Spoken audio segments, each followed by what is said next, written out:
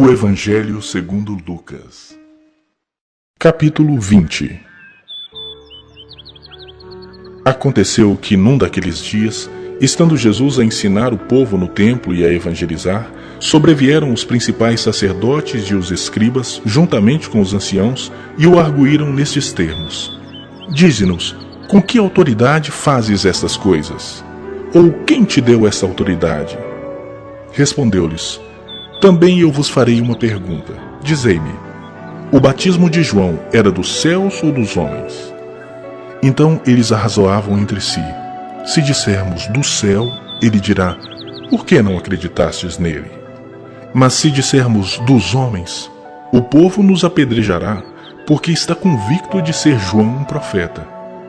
Por fim, responderam que não sabiam. Então Jesus lhes replicou: Pois nem eu vos digo com que autoridade faço essas coisas. A seguir, passou Jesus a proferir ao povo esta parábola.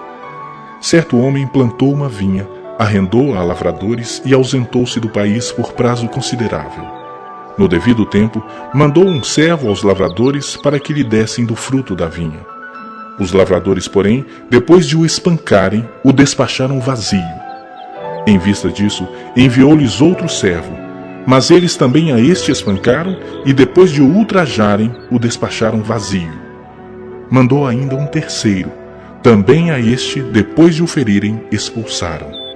Então disse o dono da vinha: Que farei? Enviarei o meu filho amado, talvez o respeitem.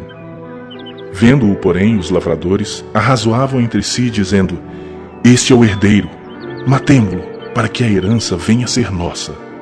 E lançando-o fora da vinha, o mataram. Que lhes fará, pois, o dono da vinha? Virá, exterminará aqueles lavradores e passará a vinha a outros.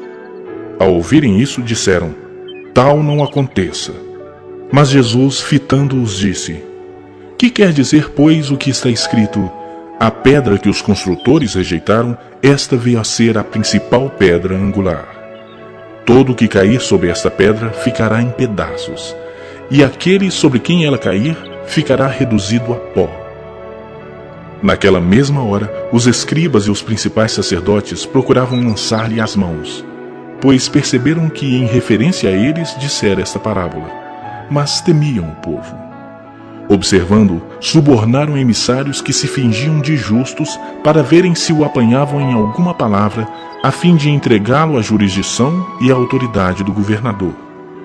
Então o consultaram, dizendo: Mestre, sabemos que falas e ensinas retamente e não te deixas levar de respeitos humanos, porém ensinas o caminho de Deus segundo a verdade. É lícito pagar tributo a César ou não? Mas Jesus, percebendo-lhes o ardil, respondeu: Mostrai-me um denário. De quem é a efígie e a inscrição? Prontamente disseram: De César.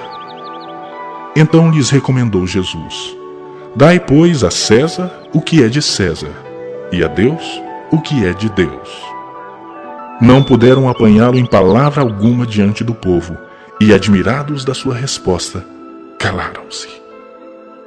Chegando alguns dos saduceus, homens que dizem não haver ressurreição, perguntaram-lhe: Mestre, Moisés nos deixou escrito que, se morrer o irmão de alguém, sendo ele casado e não deixando filhos, seu irmão deve casar com a viúva e suscitar descendência ao falecido. Ora, havia 7 irmãos. O primeiro casou e morreu sem filhos. O segundo e o terceiro também desposaram a viúva. Igualmente, os 7 não tiveram filhos e morreram. Por fim, morreu também a mulher. Esta mulher, pois, no dia da ressurreição, de qual deles será a esposa? Porque os 7 a desposaram.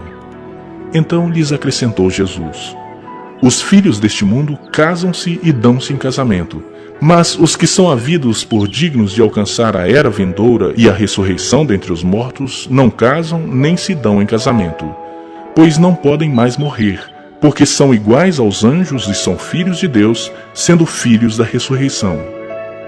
E que os mortos hão de ressuscitar, Moisés o indicou no trecho referente à sarça, quando chama ao Senhor o Deus de Abraão, o Deus de Isaque e o Deus de Jacó.